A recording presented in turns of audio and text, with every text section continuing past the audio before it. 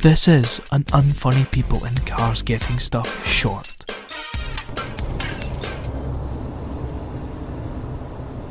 Whoa. So, It's a lot of solar panels.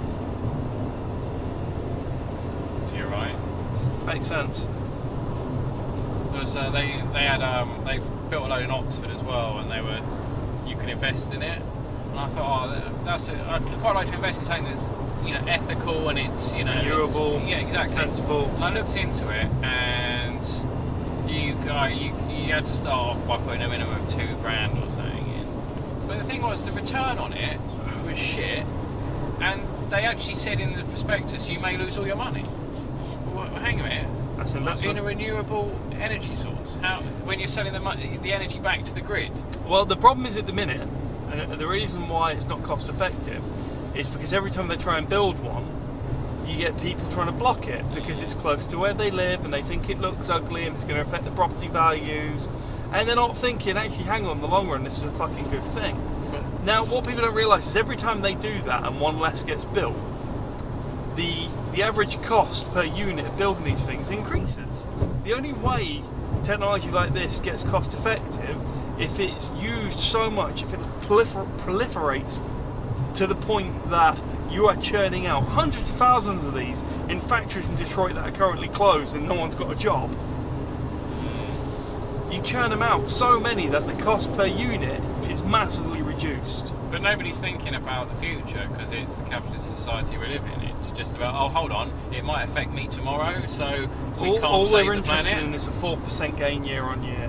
That's capitalism. 4%? 4%. Where's the capitalist society in the West that's gaining by 4% a year? There isn't one at the minute because we're in a recession, but that's the target. Arbitrary 4% increase year on year. That's what every business looks for. But that's not sustainable. Oh, but that's capitalism. No, it is sustainable as long as you have more people being. If you increase the population at the rate of 100% every 30 years, it's sustainable. That's the only way capitalism looks like it works.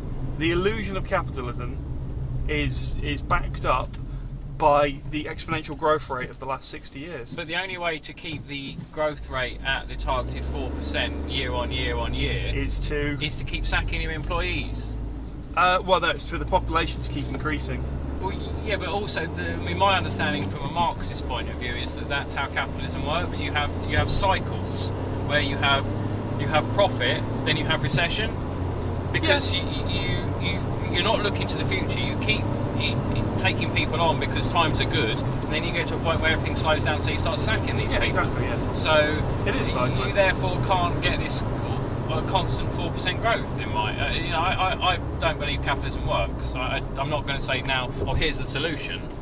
But well, that's the problem, though, isn't it? Capitalism doesn't really work, but you can fuck with it and tweak with it, and if you've got a growth explosion that tracks alongside it, you can formulate the illusion that it's working. And that's all we've done for 60, 70 years. And even while the recession's going on and the people who are working, the rich people still get richer. Yeah, exactly. You go back to our earlier conversation about the MPs taking they can take a 9% wage rise, but people in the public and private sector can't take anything. Or private sector can probably have a little bit of a wage rise. We can't expect people to do important jobs to take a miserly pay increase. So why have you had the public sector NHS on a price freeze for the last? Yeah, it's like saying, oh, the MPs are important. Maybe it's because, as Chomsky's pointed out, the key to privatisation is to defund it to the point that it no longer works and then sell it off when it's cheap. And then the private sector make their money. But again, it's like the MPs love Chomsky. Though. It's great. The MPs are saying, we can have we need a 9% pay rise because we're important. So but people in the NHS and the firefighters and the police are now no longer deemed important. Well, there isn't a firefighting service anymore, is there? It's all volunteers. Yeah. You look at somewhere like most villages now. I don't know, Chipping Norton, Shipston. Most of them are volunteer firefighters. But the irony is, though, that the good firefighters, the ones that are on call, because they still have a couple, they get paid so much for being on call. It probably is less cost effective than when they had 3 shifts of guys on rotation. You still get a lot of people on the call out on voluntary, though, don't you? Yeah, shitload.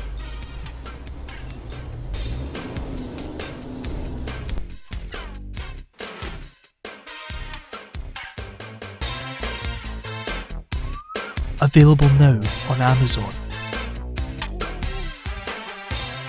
If you like unfunny people and cars getting stuff, don't forget to hit subscribe below. It's one click, guys.